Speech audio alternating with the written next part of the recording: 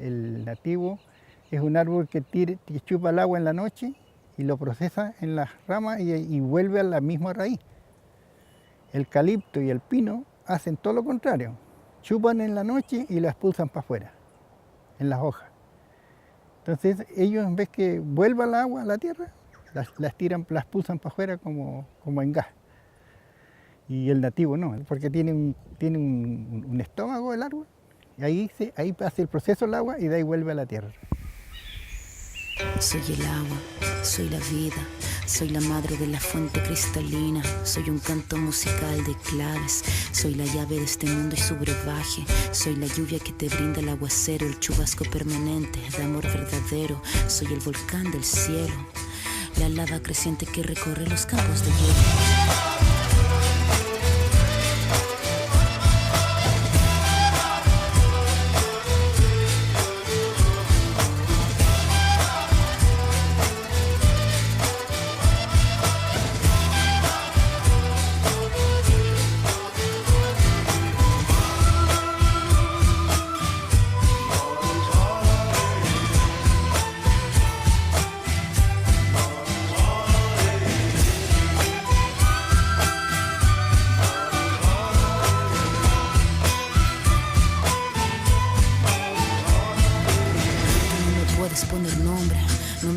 Apresar mi amor es demasiado enorme. No me sujetan tus cadenas, no quepo en tus embalses, ni me atrapan tus represas. Y aunque quieras controlarme, yo fluyo río abajo sin que puedas dominarme.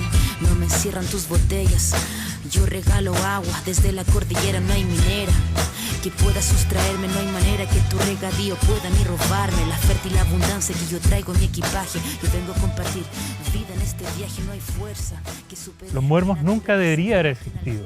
Los muermos crecen a través de un eje de desarrollo que es el tren. El tren empieza a pasar por los muermos con una visión específica que era Maullín. Por tiempo y por razones económicas se empezó a complicar un poco la ida a Maullín. El terreno no era propicio, había un río que implicaba un costo mucho más alto y las únicas formas que empezaron a traer cosas de Maullín hacia acá. Bueno, aquí hay mucha gente que se vino de mucho más del sur, de Chiloé, a buscar terreno. Aquí habían terrenos que estaban muchos desocupados.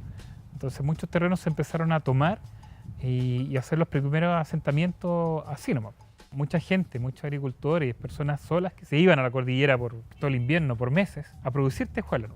Solamente a producir tejuela para la venida del tren, empezar a bajar a vender con los caballos. El desarrollo de maderero empezó a ser muy fuerte. Obviamente que la recolección y la forestación del Alerce era productivo, pues era un trabajo que tenía mucho beneficio. Un árbol generaba muchas tejuelas, generaba mucha madera y obviamente se empezó a crear el foco de interés a los sectores más cordilleranos. Se vendía justamente como a precio muy barato porque se vendía por atados, entonces la producción era harta y tampoco no digamos que bajaba solamente un agricultor, o sea, un cordillerano, bajaban muchos y se empezó a producir una suerte de un pueblo que tenía un movimiento propio.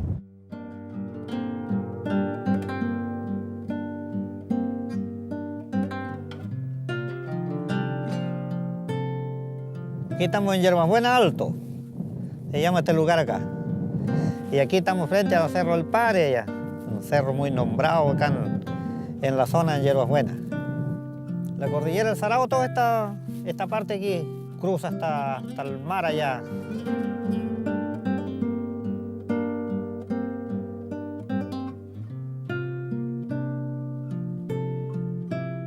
El Alerce, como era abundante, la mayoría de la gente vivió de eso. Cuando yo llegué a Los Muermos, yo fui por el lado de Fresia, todavía no había camino. En el lugar había una huella nomás, pues, pasaban con carreta, pero de poco. Y de ahí nosotros trabajábamos todavía como a 3 horas de camino hacia la cordillera. Y el Alerce, como estaba abundante en ese tiempo, se trabajaba, se compraba harto y la gente de eso vivía. Y eso después al final hubo una ley que lo prohibió, se trabajó en el año 93.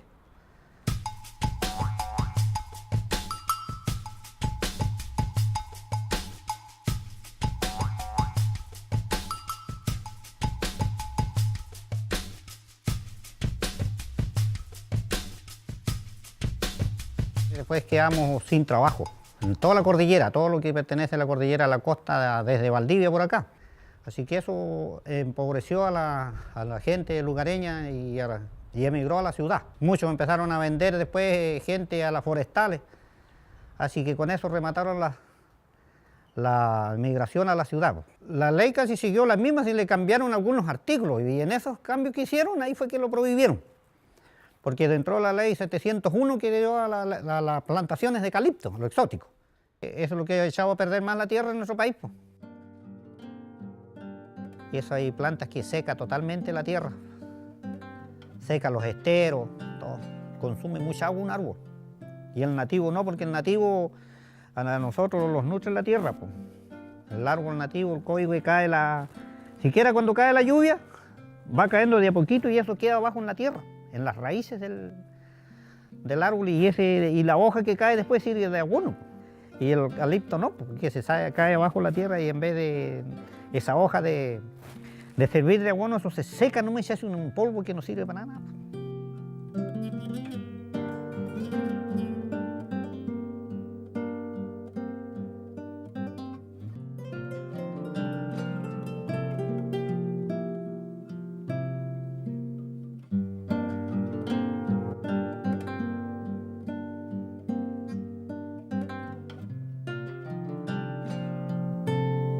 Bueno, primero que todo la cordillera del Sarao es una zona muy importante para nosotros, es una zona que cubre algunos sectores muy aislados, con escasa cercanía con la educación, además con una escasa proyección productiva, dado que lo que más se realizaba ahí era la extracción ilegal de leña fundamentalmente, y en líneas generales la sobreexplotación del bosque nativo. La conclusión general es que había que hacer algo, intervenir esa zona, y el programa Servicio País apareció inmediatamente en la mira para poder hacer algo. Llegamos rápidamente a acuerdo y empezó ya el año 2006-2007 a llegar profesionales del programa a la comuna.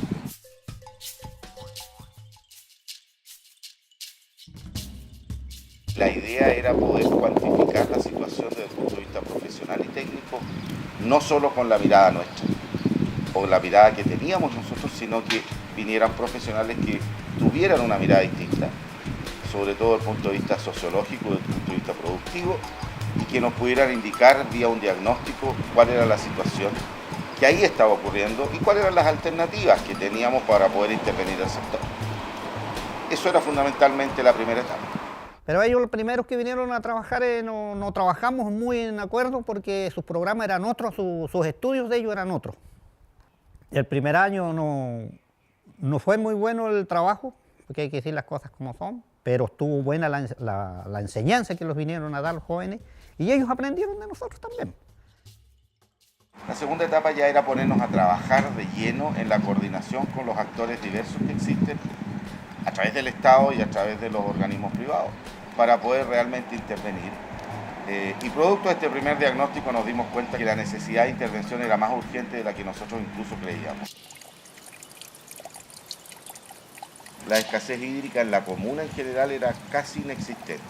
Hoy día es una situación crítica, por lo tanto tuvimos que acelerar motores, tuvimos que coordinarnos más y tuvimos que actuar diligentemente, pero en una acción casi de salvataje. Y lo digo así porque así fue. Tuvimos que intervenir grupos humanos, tuvimos que cuantificar su situación real, tuvimos que cruzar mucha información de la cual disponíamos. Hubo bastante trabajo esos años para poder lograr eso. Y después ya ahí nosotros le pedimos a los ingenieros forestales, ingeniero comercial, para que los ayude a asesorar en los negocios, porque nosotros pues estuvimos trabajando en varios tiempos, trabajamos en la venta del durmiente por acá nosotros. Yo llegué a Servicio País el 26 de enero del 2007. Bueno, lo primero que nosotros teníamos que hacer era leer el análisis situacional que había generado el equipo 2006. Básicamente teníamos que pescar la línea de intervención que se habían generado en ese análisis situacional, compartirlo con la comunidad, compartirlo con los organismos públicos, levantar las mesas, levantar las inquietudes de acuerdo a lo que había generado el equipo del 2006, crear la estrategia de intervención para los años 2008, 2009, 2010, hasta el cierre del equipo que era el 2011. Esa era macro la pega que teníamos que hacer. Habían básicamente de entre 3 a 4 líneas que eran salud, educación, productiva, habitabilidad, las cuales dentro del análisis que se fue generando y dentro de lo que compartimos con la comunidad y compartimos con los organismos públicos, desencadenó en que no podíamos hacernos cargo de temas que no nos correspondían como fundación, sino que teníamos que hacernos cargo de temas que pudiéramos trabajar en ese minuto. Y eso era más la línea productiva y de trabajo con la comunidad, empoderamiento de los dirigentes.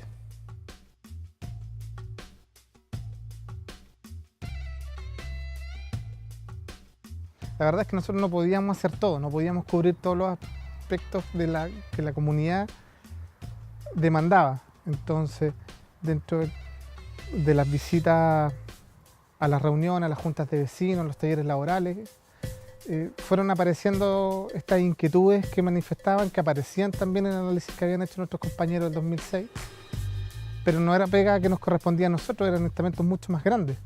Entonces, ¿qué es lo que hicimos? Fueron básicamente levantar listas de personas que estaban solicitando, por darte un ejemplo, salud. Listas de personas que estaban solicitando una ronda médica en Guaguar.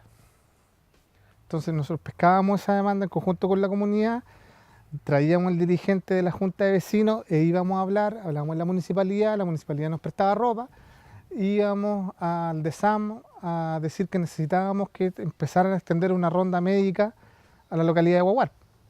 Necesitáis concretar algo, porque si no, si te vais en puras promesas o haciendo análisis o haciendo propuestas que compartís con la comunidad, pero si te pasáis haciendo propuestas, vamos, ¿dónde está tu credibilidad como profesional de que estáis haciendo algo realmente por la gente?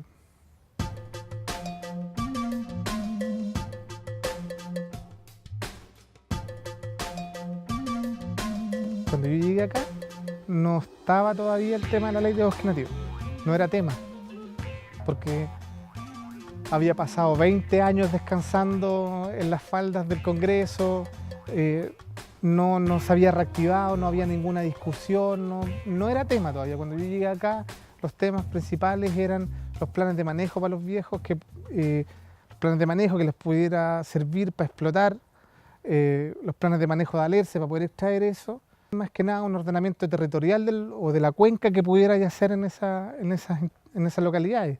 Con el pasar de los meses, de repente nos llegó de sopetón de que venía esta ley de bosque nativo y que ya estaba casi por aprobarse. Y la ley del bosque nativo tenía muchos actores siempre y muchos intereses siempre. Pero por otro lado el Estado seguía oprimiendo a los pequeños productores que vivían en esos sectores, que hacían pacha, que hacen colonización, pero los intervenía a través de la Corporación Nacional Forestal como una policía del bosque. Por lo tanto, los oprimía para su desarrollo y no les permitía subsistir. Años atrás nosotros éramos bien intimidados a la CONAF, porque la CONAF venía aquí como una autoridad muy superior. Entonces ellos, en vez que no se deben conversar con nosotros, sino que venían 2, 3 palabras nomás y venía inmediatamente la multa, la boleta inmediatamente. Y con eso nosotros no teníamos que vuelta a dar. Pero la idea de nosotros que le pedimos a la CONAF es que ellos compartan con nosotros como nosotros compartimos como personas, seres humanos, y tenemos el mismo pensamiento y podemos conversar de hombre a hombre. No podemos por qué andar como autoridades nomás.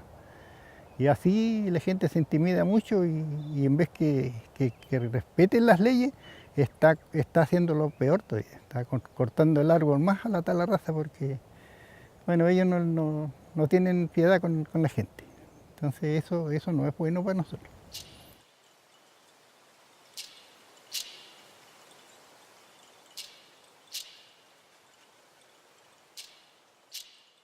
En 2007 nosotros teníamos comunicación con el Servicio País.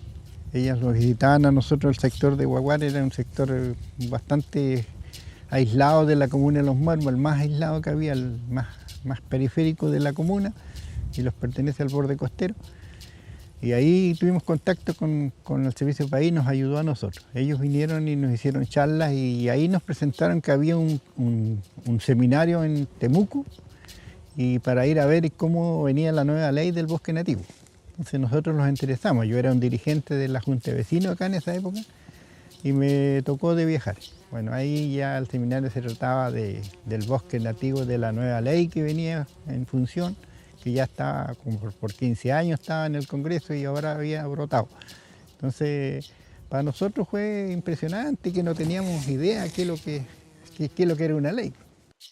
Para mí fue muy importantísimo traerlo a la comunidad, acá a las comunidades, y que después, como tenemos nosotros en las juntas de vecinos, teníamos una unión comunal en Los Muermos de juntas de vecinos, nos juntábamos como 50 juntas de vecinos de toda la comuna, y ahí trajimos el mensaje, pues, trajimos ya lo que fuimos a ver allá, cómo se puede trabajar con el bosque nativo.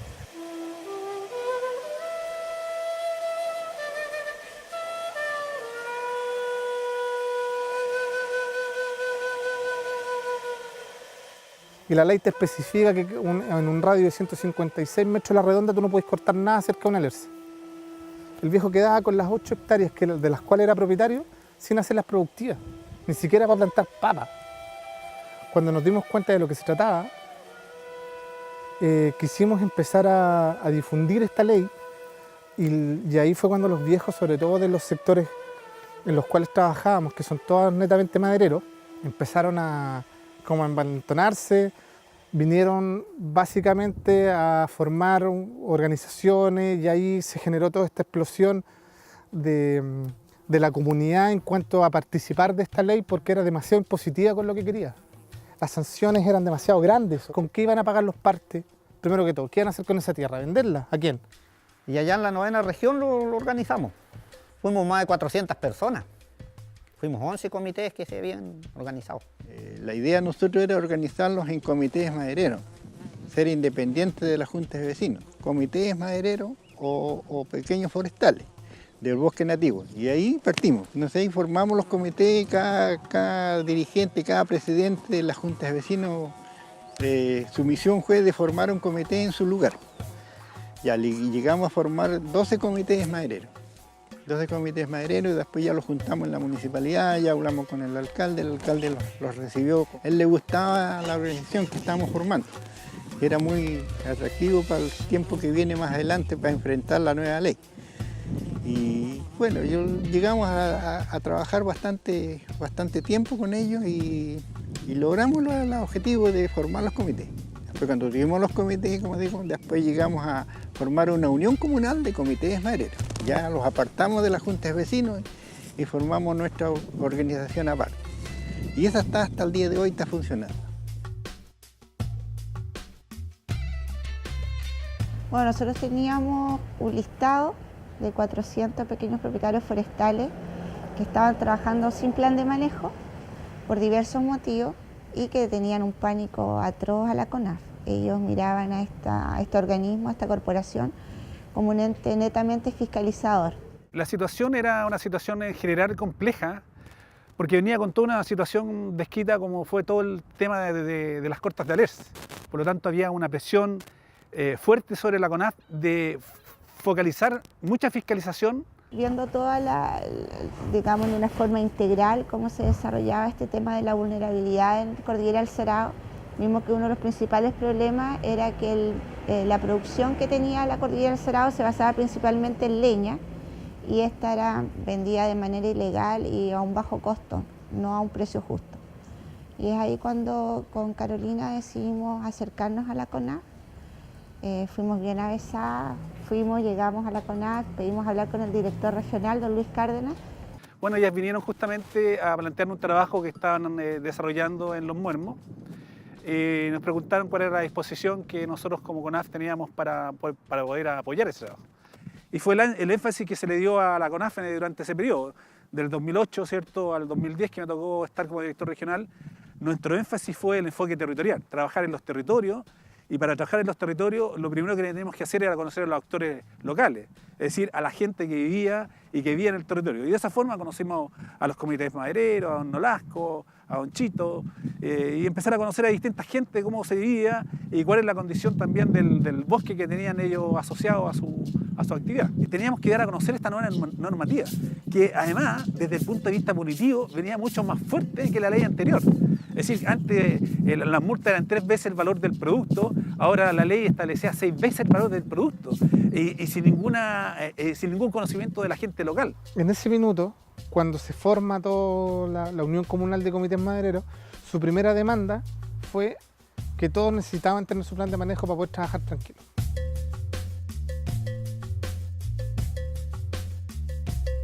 El plan de manejo está definido por la ley, ¿cierto?, como cualquier instrumento que te permite, ¿cierto?,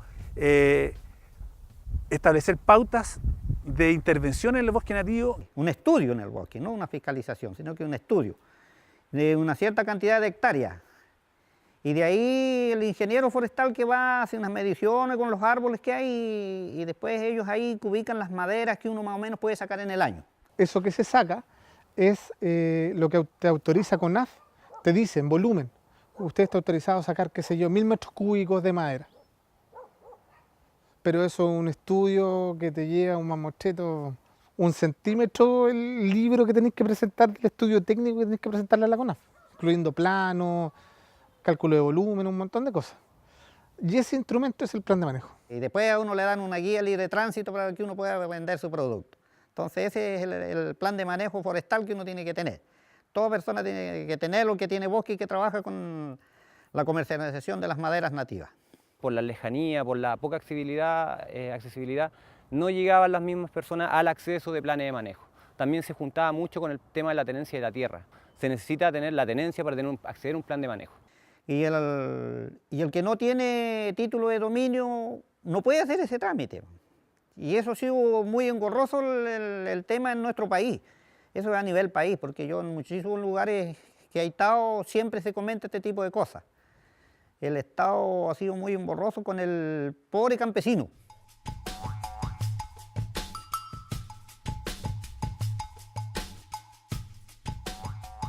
Pero en ese minuto Luis Cárdenas, no sé por qué, se bajó del Olimpo y dijo, vamos. Y se llevó a toda la CONAF a Baguara y los puso a hacer planes de manejo. Tú comprenderás que los funcionarios propiamente tal no estaban de acuerdo con eso, no estaban contratados para eso, ellos les pagan por hacer otro tipo de funciones, hay muchos que están a cargo de áreas silvestres protegidas, de control de incendios, y los tiran a la cordillera a hacer planes de manejo para los viejos. Ahí se armó una tole-tole, pero del porte un buque para Luis Cárdenas. Casi se le vino el sindicato completo encima. Y efectivamente eso trae ciertos conflictos en los equipos de trabajo, porque lo que estábamos pidiendo a nuestros profesionales, principalmente la Oficina Provincial Yanquihue, era tener una mayor presencia en terreno. Es decir, estar con la gente en terreno, ver cómo trabajan, cuáles son sus acciones y empezar a trabajar desde la base. Ingresé en la labor fiscalizador, ya derechamente a la parte de fiscalización, que me tocaba toda la provincia de Yanquihue y obviamente también la parte de la comuna de Los Muermos, la cordillera del Sarao. Bueno, y de la forma en que nosotros llegamos, obviamente, es hacer cumplir la ley. Y en este caso, que cualquier corta de bosque nativo que no tuviera plan de manejo correspondía a la citación al tribunal por la infracción. Empezaron estas conversaciones con la Municipalidad de Los Muermos y con Servicio País, ya por trabajar juntos.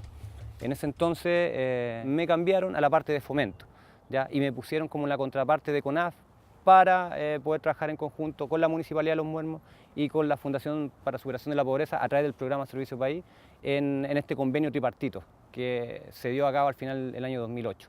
Fue un cambio tremendo, o sea, un cambio de mentalidad para poder hacer de que quizás los mismos viejitos que nosotros con cariño le decimos, antiguamente los estuve fiscalizando, ya tenía una mirada de qué era lo que necesitaban un poco para poder ahora entrar al sistema. En ese minuto los extensionistas que tenía CONAF, que son los que realmente están en terreno, nos daban abasto para generar tanto plan de manejo de estos 420 personas que pertenecían a los comités madereros. Entonces de ahí se forma primero que todo esta figura del convenio tripartito, para poder darle más planes de manejo a través de un ingeniero forestal que aportara a la fundación, a los viejos. CONAF se compromete con más planes de manejo a través de los extensionistas y tú solucionando el tema de los planes de manejo, solucionabas todo el resto de la cadena productiva. El convenio principalmente era transformar a la CONAF más que en un ente fiscalizador en un ente amigable, capacitador, capaz de generar competencia, de educar a los pequeños propietarios forestales en cuanto al manejo sustentable del bosque nativo y también entregar herramientas para que ellos puedan legalizar la producción de leña. Servicio País apoyaba todo el tema de la formación de las organizaciones comunitarias, los comités madereros y luego la cooperativa forestal. Y nosotros como municipalidad entregábamos los recursos y todo lo que estuviera a nuestro alcance para poder fortalecer esta relación entre los tres organismos. Se tocaron un par de condiciones especiales en ese tiempo. Primero, todos estamos en el tema forestal y todos estamos trabajando en distintas partes por separado, quizá incluso en el mismo territorio, ¿ya? El mismo 2008 se promulgó la ley de bosque nativo, entonces como CONAF nosotros teníamos el mandato de tener que implementar esta ley.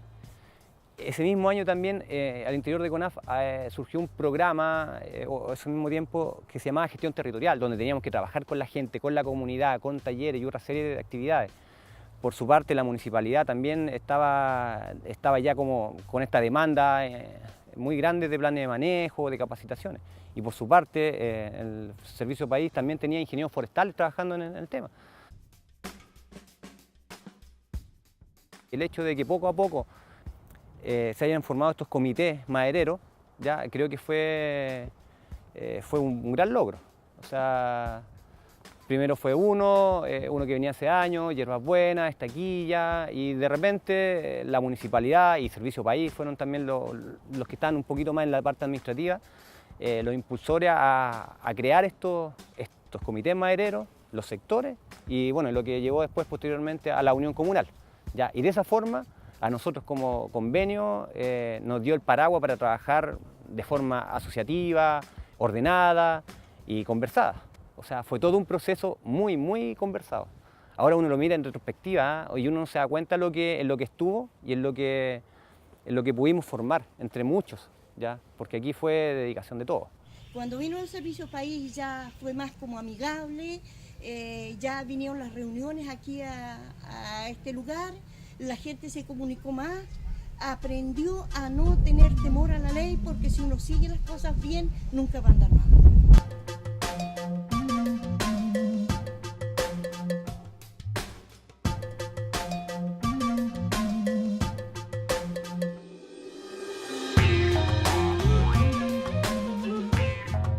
Cuando llegué a Los Muermos me encontré con la historia ya de Servicio País de 4 años de ejecución del programa, que estaban trabajando con los comités madereros principalmente acá en la comuna. Nuestros socios de los comités madereros, estos pequeños propietarios forestales, estaban completamente capacitados en todo. Tú hablabas con ellos y ellos tenían un lenguaje muy distinto a cualquier otro pequeño propietario que no estuviera dentro del programa.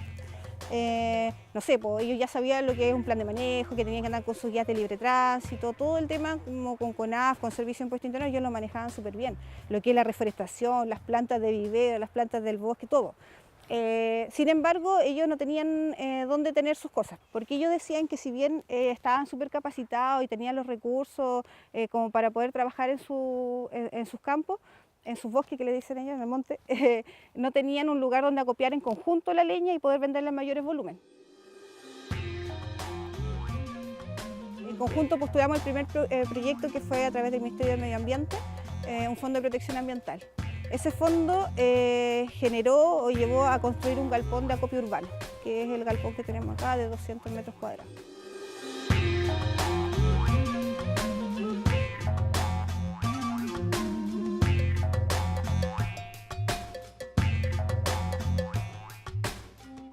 Después de que se adjudicó este galpón, ellos no podían comercializar, porque si bien tenían ya la infraestructura, seguían teniendo la personalidad jurídica de una organización comunitaria, por lo tanto no podían generar negocio. Y para eso decidimos postularlos a un programa de Cercotec que se llama Fortalecimiento de Asociaciones Gremiales, donde ellos pudieron formar una cooperativa. En realidad ellos cogieron la personalidad jurídica que querían tener y eligieron cooperativa a través de una abogada que estuvo trabajando con ellos en distintos talleres. Y una vez que se formó esta cooperativa, se postuló otro proyecto también de Cercotec para fortalecer esta organización y se generó una imagen corporativa, y ahí se creó el nombre de Cobosna, Cooperativa de Comercialización Bosque Nativo. Cobosna le pusimos nosotros nomás. Cooperativa de Comercialización de Bosque Nativo. Cobos.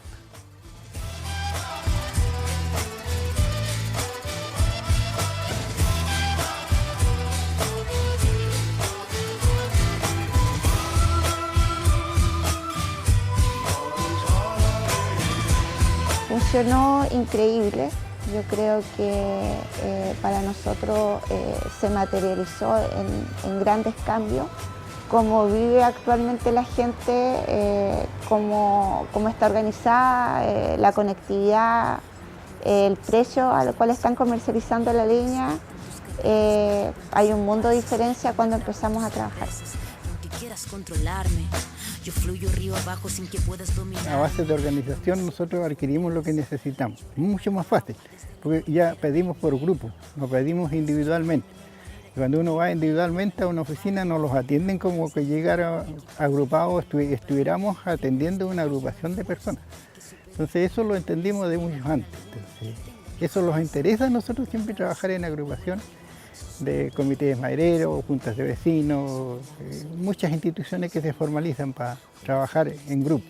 Soy un canto musical de claves, soy la llave de este mundo y su brebaje, soy la lluvia que te brinda el aguacero, el chubasco permanente de amor verdadero, soy el volcán del cielo, la lava creciente que recorre los campos de hielo.